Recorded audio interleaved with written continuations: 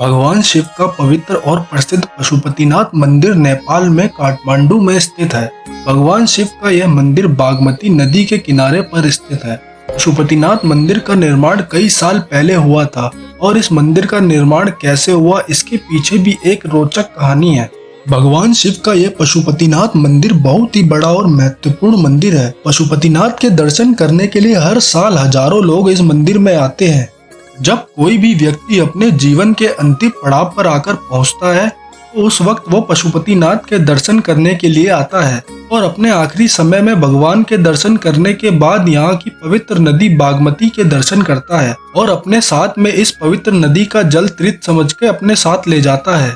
लोगों का ऐसा मानना है कि किसी इंसान ने अपने जिंदगी में कितने भी बुरे कर्म किए हो, मगर वो जब इस मंदिर में भगवान के दर्शन के दौरान मर जाता है तो उसे दोबारा मनुष्य का ही जन्म मिलता है। इस मंदिर का निर्माण 15वीं शताब्दी में लिच्छवी राजा सुपुष्पा ने करवाया था, क्योंकि इससे पहले यहाँ की सभी इमारतें खराब हो चुकी थी। इस मंदिर के निर्माण के बाद यहाँ पर बहुत सारे मंदिर बनवाए गए। 14वीं शताब्दी में यहाँ पर राम मंदिर के साथ में वैष्णव मंदिर भी बनवाया गया था और 11वीं शताब्दी में गुहेश्वरी मंदिर का भी निर्माण करवाया गया था।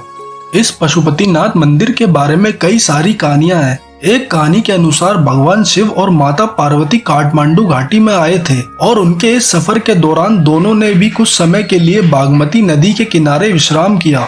उस जगह की सुंदरता को देखकर भगवान शिव काफी प्रभावित हुए और उन्होंने और देवी पार्वती ने हिरण का रूप ले लिया और दोनों जंगल में घूमने लगे। काठमांडू की घाटी में ऐसे बहुत जगह है जहाँ पर भगवान शिव हिरण के रूप में घूमे थे।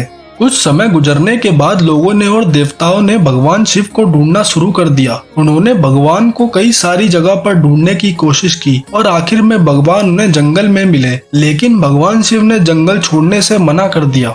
थोड़ी देर सोचने के बाद भगवान शिव ने एक बात घोषित कर दी कि वो इस बागमती नदी के किनारे हिरण के रूप में बहुत समय तक रहे, इसीलिए वो अब प्राणियों के देवता पशुपतिनाथ नाम से पहचाने जाएंगे। ऐसा भी कहा जाता है कि इस मंदिर में आकर जो कोई भी भगवान के शिवलिंग के दर्शन करता है उसे कभी भी प्राणी का जन्म नहीं मिलता। ऐसा कहा जाता है कि सभी की इच्छा पूरी करने वाली कामधेनु गाय चंद्रवन पर्वत पर रहती थी। हर रोज कामधेनु पर्वत से नीचे आती थी और जिस जगह पर भगवान शिव का शिवलिंग था उस जगह पर अपने दूध से भगवान को दूध अभिषेक करती थी। हजारों सालों तक कामधेनु हर रोज यही काम करती थी। कुछ लोगों ने कामधेनु को इस तरह से दूध अभिषेक करते देखा तो उन्होंने उस जगह की खुदाई शुरू कर दी और उन्हें उस जगह पर भगवान शिव का शिवलिंग मिला।